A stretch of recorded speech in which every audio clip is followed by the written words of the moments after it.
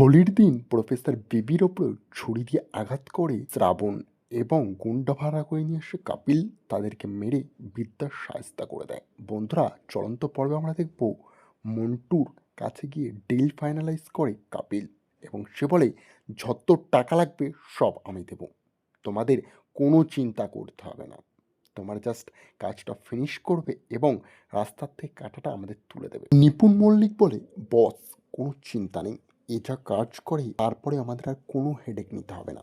মন্টু বিখ্যাত এই কলকাতার, ওর আজ পর্যন্ত কটা শ্যুট আউট হয়েছে আমরাও জানি না। এই নে মন্টু, 1 লাখ অ্যাডভান্স। সঙ্গে সঙ্গে মন্টু বলে, আরও লাগবে, পুরোপুরি 10 খোকা লাগবে, নাহলে কাজ হবে না কিন্তু। তখনই মন্টু সমস্ত টাকা গুণে চেক করে নেয়, আর আমরা দেখব সেইখান থেকে যেতে থাকে প্রফেসর বিদ্যার স্টুডেন্ট। সে আর চোখে সব শুনতে থাকে এবং সে বলে, এত বড় চক্রান্ত করছে কাপিল ও নিপুণ মিলিয়ে। নিপুণ বলে, একদম যেন আলাদা হয়ে যায়, আমি কিন্তু পুরো ক্লিন শিট কাজ চাই। সঙ্গে সঙ্গে মন্টু বলে, বস টাকাটাও কিন্তু আমার পুরো ক্লিন শিট চাই, আগে পেমেন্ট দেন ওয়ার্ক, আন্ডারস্ট্যান্ড। তখনই কাপিল বলে, হ্যাঁ, কোটি টাকার সাম্রাজ্য তৈরি হচ্ছে সেখানে, সামান্য 10 লাখ তুই নিবি তো? কোনো ব্যাপার না, কাজটা সুন্দরভাবে চাই, কয়েকশো কোটি টাকা আমার ইনভেস্ট আছে।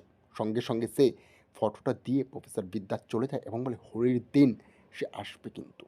এদিকে প্রফেসর বিদ্যার ফটো দেখে সঙ্গে সঙ্গে মন্টু বলে, তোমার জীবনে আর বেশি দিন নেই, সময় খুব ঘনিয়ে এসছে তোমার মৃত্যুর। তখনই তার স্টুডেন্ট আড়াল থেকে সবটা দেখে নেয় এবং কাপিল চলে গেলেই সেই স্টুডেন্ট দৌড়িয়ে বিদ্যার কাছে পৌঁছায়। সে হাঁপাতে হাঁপাতে থাকলেই সঙ্গে সঙ্গে প্রফেসর বিদ্যা বলে, তোমাদের কোনো হুঁশতাল নেই, যখন তখন ঢুকে পড়ো, আমার তো কিছু প্রাইভেট লাইফ আছে, আমিও তো বড় চাকরির জন্য ট্রাই করছি, পড়াশোনা করছি, তাই আমাকে একটু সময় দাও। তার স্টুডেন্ট বলে, না ম্যাডাম, তোমার জীবনের উপরে হামলা হতে চলেছে, তাই আমি এখানে এসেছি, নাহলে আমি আসতাম না। আমি দেখলাম ওই বাইরে কয়েকটা গুন্ডা তোমাকে মারবে বলে ট্রাই করছে, তাই আমি এখানে এসেছি। সঙ্গে সঙ্গে প্রফেসর বিদ্যা বলে, চল দেখি কার এত ক্ষমতা আমাকে শেষ করবে। তারা গেরিয়ে গিয়েই সঙ্গে সঙ্গে মন্টুর ড্রাই পৌঁছে যায়।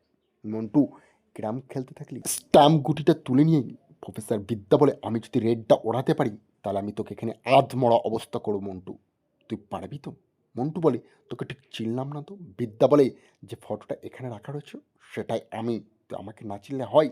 তখনই মন্টু বলে, বাহ, শিকার আমার ঘরেই হেঁটে হেঁটে এসছে, তাহলে আর হোলির দিনের কিসে লেট, এক্ষুনি শ্যুট আউট করে দিই। বলে, তারা একটা কল করে নিই। কাপিলকে কল করে বিদ্যা এবং বলে, তোর প্ল্যানের মাস্টার মাইন্ডটাকে আমি শেষ করতে। মন্টু গান ধরে মাথায় এবং বলে, আর কোনো কথা নয়, এবার তোকে মরতেই হবে।